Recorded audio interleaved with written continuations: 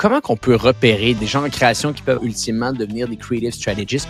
Donc déjà, on voit ceux qui sont un petit peu friands de feedback. Puis il y en a qui ont des profils un peu plus, je les appelle les techniciens. Donc quand il y a des personnes qui ont envie de connaître leurs résultats, tout de suite on a le nez et on sait qui seront les futurs strategists creatives. Donc, bienvenue à tous au podcast Commerce Élite. On est en discussion aujourd'hui avec Antonia Rakoto, directrice de la création chez le groupe J7. On va discuter ensemble d'un sujet assez fascinant, le sujet du rôle du Creative Strategist en 2024. Mais avant toute chose, Antonia, comment ça va aujourd'hui? Ça va toujours. Fantastique. Et Antonia, on a eu beaucoup de discussions, toi et moi, dans les dernières semaines, dans les derniers mois, parce que, soyons honnêtes, le rôle du créatif dans un contexte paid media, dans un contexte d'agence média en 2024 a beaucoup évolué. Dans le passé, les agences souvent avaient soit un volet de création, soit un volet média. Et souvent, les deux étaient des agences différentes. C'était très, très rare que tu avais des agences qui étaient intégrées ensemble et qui offraient les deux. Des fois, ça pouvait arriver, mais c'était quand même assez rare. Maintenant, c'est quelque chose qu'on voit de plus en plus, c'est-à-dire qu'on va pouvoir s'adresser directement aux consommateurs avec une même agence qui va faire le contenu, qui va faire les publicités, etc. Et maintenant, la distinction qu'on a comparativement avant, c'est qu'on a des données de mesure. On peut savoir à l'instant T si nos campagnes fonctionnent, si nos campagnes fonctionnent un peu moins. Et ça change beaucoup de choses pour la personne en création. Peut-être que tu pourrais nous expliquer un petit peu aujourd'hui comment tu vois ce rôle-là du Creative Strategist. Qui est-il? Que doit-il faire en 2024? Alors, la question, elle est un petit peu difficile à répondre parce que ça dépend vraiment des entreprises. Donc, je vais un peu donner l'état global, ce que je pense tout le monde attend d'un creative strategist. Puis après, je vais un petit peu te parler de comment nous, on l'a défini au sein de l'agence. C'est pas une surprise, hein, tu sais de quoi je parle, mais pour ceux qui nous écoutent, ce sera tout nouveau. Donc déjà, ça passe par 4 missions que tout le monde attend d'un creative strategist, c'est de briefer pour des nouvelles idées de publicité. Donc c'est lui qui va demander aux rédacteurs, aux designers, aux motion designers de pouvoir réaliser de nouvelles publicités avec de nouvelles idées. Et j'insiste sur le mot nouveau. Ensuite, on a fournir du feedback stratégique pour tout ce qui est rédaction. Donc, de la stratégie pour l'équipe créative. Comme tu le disais en introduction, c'est un petit peu nouveau. Et nous, chez J7, on est pas mal bon pour ça parce qu'on développe des choses en interne. Je sais pas trop si tu en as parlé, mais c'est vraiment quelque chose sur lequel on travaille très fort et qui aide l'équipe créative dans son entièreté, notamment aussi les rédacteurs et les concepteurs, à pouvoir trouver de nouvelles idées basées sur de la data. Et cette data doit être fournie par le creative strategist. On a aussi considéré tout ce qui est esthétique de la publicité. Donc, c'est quelqu'un qui a un œil artistique, que ce soit de la conceptualisation, l'exécution, comment l'optimiser, tout ça, il doit le voir. Très, très important. Et enfin, collaborer avec les médias buyers et directeurs de compte pour tester, optimiser les publicités. Mais là, on est 100% sur la partie stratégiste du creative strategist. Donc, c'est pour ça qu'il a un petit peu un nom qui définit bien son côté un petit peu double chapeau. Définitivement. Puis, Antonia, toi, tu l'as vécu, tu travailles avec des dizaines de collaborateurs chez J7 dans l'équipe de création. Comment qu'on peut repérer des gens en création qui peuvent avoir un intérêt pour la stratégie, pour les résultats? Parce que soyons honnêtes, il y a des gens en création qui veulent simplement faire le concept, donner le meilleur qu'ils sont capables de donner à l'intérieur de ce projet-là et par la suite passer à un autre projet. Il y en a d'autres qui veulent comprendre un peu plus loin comment que les choses vont fonctionner. Puis il y en a d'autres qui veulent comprendre l'entièreté de tout ça et qui vont ultimement devenir des creative strategists. Comment qu'on les repère un petit peu, ces gens-là, dans une équipe? Alors déjà, on voit tout de suite ceux qui ont l'intérêt de toujours demander du feedback à leur directeur de compte ou à leur directrice de création. Donc moi pour le coup. Et vraiment, j'ai des personnes dans mon équipe qui me demandent est-ce que ce mail il a bien fonctionné? Est-ce que cette pub elle a bien fonctionné? Cette campagne tatati tatata. Est-ce que tu as du feedback à me donner? Donc déjà, on voit ceux qui sont un petit peu friands de feedback, ceux qui aiment ça, ceux qui veulent savoir où ils en sont. Et puis il y en a qui ont des profils un peu plus je les appelle les techniciens. C'est-à-dire qu'ils sont très, très bons dans leur métier, mais ça reste vraiment de la technicité, du design pur et dur, et on n'a pas spécialement d'analyse. Donc, ils vont avoir un très bon œil artistique, mais pas forcément cette envie particulière de voir les résultats que génère leur production. Donc ça, on peut le voir dans le quotidien, mais aussi lors des entretiens annuels ou biannuels, et de manière globale en discutant avec les membres de l'équipe. Je pense que ça se ressent très facilement dans l'équipe créative parce qu'on a des profils qui sont un peu plus introvertis qu'en stratégie. Donc, quand il y a des personnes qui ont envie de connaître leurs résultats, tout de suite, on a le nez et on sait qui seront les futurs strategists creatives. Bien entendu. Bon, il y a un rôle qui est important également si on l'analyse dans ce travail-là, c'est le rôle un petit peu de communication, de leader qui va être capable de prendre un petit peu d'avance et de pouvoir discuter directement avec le client de stratégie. Comment qu'on les trouve peut-être même dans des entretiens d'embauche, ces gens-là. Et également, quel type de communication tu t'attends d'un creative strategist à la fin de la journée? Alors déjà, si on part tout au début, quand on lui propose un entretien, l'orthographe. Comme tu l'as dit, il va avoir de la relation client. Si je vois que c'est bourré de fautes d'orthographe, déjà, c'est un gros red flag. Pour moi, c'est pas possible. Ensuite, durant l'entretien, donc nous, on fait passer des tests. Donc forcément, il y a l'analyse du test en question, mais il y a aussi ce côté comment il va donner du feedback, comment il va réagir au feedback. C'est quelque chose, moi, que je monitore directement parce que je vois si il y a de l'ego ou pas. Et c'est quelque chose qu'il faut pas avoir. Faut quand même être très terre à terre quand on fait ce métier-là. Oui, on a un œil artistique, mais on a aussi le côté, on joue avec les chiffres. Donc, il faut quand même être raisonnable et raisonner en fonction de ce que tu as devant les yeux. Ça, c'est très important. Et puis aussi, les capacités de communication.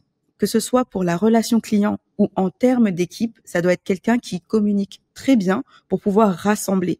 Donc, il y a aussi une certaine énergie qu'on va attendre de cette personne-là. Ça va être très, très important. Bien sûr, parce que tu deviens le pont, la liaison littéralement entre la stratégie et l'équipe de création. Donc, tu dois être capable de gérer tes équipes. Donc, définitivement, on s'entend que c'est peut-être un rôle qui n'est pas nécessairement un rôle que tu fais au début de ta carrière. Peut-être que tu peux avoir cette expertise-là au départ, mais habituellement, c'est peut-être vraiment une évolution qu'on voit. À quel point tu sens que ce rôle-là, et peut-être tu vois les distinctions et tu pourrais nous les énumérer, entre un directeur artistique et un creative strategist? Est-ce qu'on parle du même rôle? Est-ce qu'il y en a un qui est plus un 2.0? Comment tu vois la distinction entre les deux? Alors, je vais peut-être donner un exemple qui va parler à une certaine génération, mais c'est un peu comme un Pokémon. La première évolution, c'est le directeur artistique et l'évolution ultime, c'est le directeur de la création. C'est vraiment plusieurs étapes parce que la personne doit vraiment passer par les étapes de management. Ça va être très, très important, justement, vu qu'elle a ce rôle de leader. Il faut forcément qu'il y ait cette étape de management. Ensuite, le directeur artistique, il va beaucoup plus gérer tout l'aspect esthétique. Donc vraiment que ça suit le brief, que ça suit les normes graphiques, que on fasse en sorte que ça fonctionne bien. Mais en termes de stratégie, c'est pas forcément là où il va être fort et c'est pas forcément ce qu'on va attendre de lui. C'est pour ça qu'un directeur artistique ne sera pas forcément quelqu'un de bon en stratégie. Il faut vraiment faire la distinction. Le directeur artistique va pouvoir mener, faire évoluer au niveau de la technicité son équipe, mais pas forcément au niveau de la stratégie. Donc, quand bien même on va attendre de lui qu'il ait les bases, les connaissances, ce sera pas aussi poussé que pour quelqu'un qui soit directeur de la création ou qui prend aussi la casquette de creative strategist. Donc, le creative strategist s'approche davantage quasiment du directeur de création que simplement du directeur artistique. Le directeur artistique reste un petit peu dans son volet de technicité ici, de ce que je comprends bien. Exactement, c'est vraiment ça. Et puis, il faut pas oublier que quand on veut devenir directeur artistique, on a vraiment une filière en termes d'études définies pour devenir directeur artistique. Donc, on peut faire les études nécessaires pour d'abord être un bon graphiste ou un bon motion, etc. Et puis après devenir directeur artistique. Or, le creative strategist, c'est un métier qui s'est façonné de l'expertise de personnes qui avaient de multiples casquettes. Donc, à l'heure actuelle, on n'a pas une filière de formation ou une filière d'études qui va nous donner le profil idéal. Il n'existe pas encore. Intéressant. C'est à nous de le créer. Ça va être notre travail de le créer, de bien le définir à travers le temps. D'autres questions qui me viennent en tête, Antonia, qui, à mon avis, beaucoup de gens qui vont écouter ce podcast-là vont se poser également. On parle maintenant du volet un petit peu de la responsabilité. précédemment, quand une équipe de création faisait un contenu et que le contenu peut-être n'était pas apprécié ou était apprécié, c'était la responsabilité du directeur artistique de pouvoir défendre ses équipes, de pouvoir expliquer le concept. Ça, je pense que c'est compris pour beaucoup de gens. Qu'en est-il maintenant du résultat de la publicité? C'est-à-dire que si on fait cette publicité-là, elle passe au conseil, elle est approuvée par la personne en charge de l'équipe stratégique, elle est approuvée par le client, la publicité est lancée, la publicité ne génère pas des bons résultats. Jusqu'où doit-il y avoir un système de responsabilité qui vient sur les épaules du creative strategist ou d'un autre côté, on regarde pas tellement ça et on laisse ça dans la cour de l'équipe peut-être de placement média et de stratégie? Je pense que c'est vraiment quelque chose de partagé parce que tous les deux sont censés lire la data. Tous les deux sont censés l'interpréter et donc il y a un gros travail de communication à faire pour justement définir où est-ce que ça a raté finalement, où est-ce qu'on n'a pas réussi à avoir de la performance. Donc eux, ils vont pouvoir regarder tout ce qui est optimisation d'audience, etc., etc. Moi, je vais pouvoir regarder, par exemple, en tant que même si je suis directrice de la création, je suis une creative strategist. Donc, je vais pouvoir, par exemple, regarder, oui, mais là, par exemple, on aurait pu pousser le concept plus loin pour qu'il soit plus compréhensible. On n'a pas forcément correctement appliqué de la donnée créative qu'on avait pourtant accumulée parce qu'on a voulu tenter autre chose. Bref, c'est tout un mélange, en fait, de OK au niveau design, OK au niveau stratégie, et ensemble, ça donne quoi? C'est vraiment ça l'idée. Et un point qui serait intéressant à développer également, Antonia, parce que je l'ai vu de manière différente avec d'autres organisations, d'autres agences. Je sais comment ça a été fait chez J7 jusqu'à maintenant, où est-ce qu'on travaille davantage avec des gens qui ont un background en création et on les amène tranquillement vers le placement média, vers la stratégie. Qu'en est-il du chemin inverse?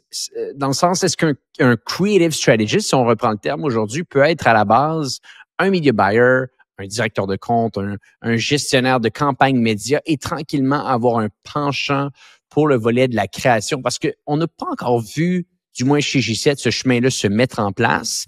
Crois-tu que c'est un chemin possible? Crois-tu qu'il peut être discuté, intégré même dans des discussions à l'interne? Eh bien, j'en suis vraiment persuadée, mais pas pour tout le monde.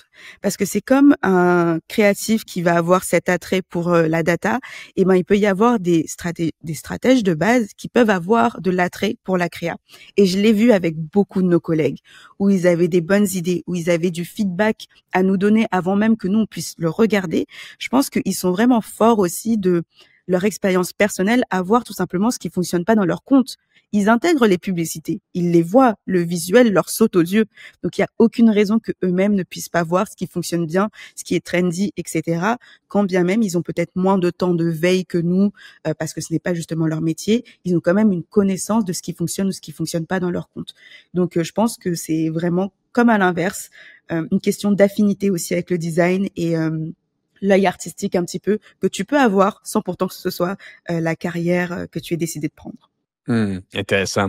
Anthony, est-ce que tu as des choses à rajouter avant que je te laisse filer? On en cherche. Oui. On en cherche toujours.